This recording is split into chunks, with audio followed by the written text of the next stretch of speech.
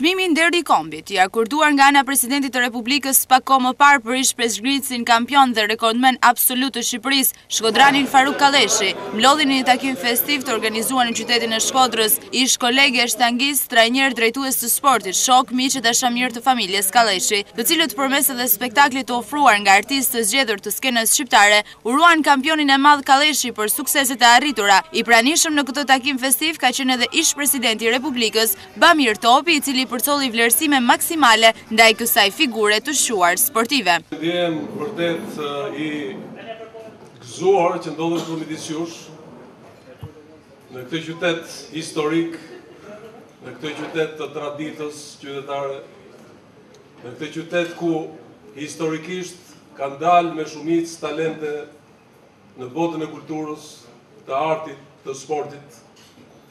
Dhe besoj një nga këto arsye është që jemi këtu së bashku sot. Na ka mbledh Faruku i cili ndonë se mate 7 të shkurtër. Dikush tha që sot i peshojnë më shumë medalit sa trupi ti. Është tregues jashtëzakonshëm i vlerave të tij sportive. Dhe dëshiroj që sot them këtu që vërtet ai aktivitetin e ka bërë për Shkodrën, e ka bërë për Partizanin, e ka bërë për ekipin kombëtar, medaljen e morën Tiranë, por erdhi ta festojnë Shkodrën, sepse kur i rëndë është në vend vetë.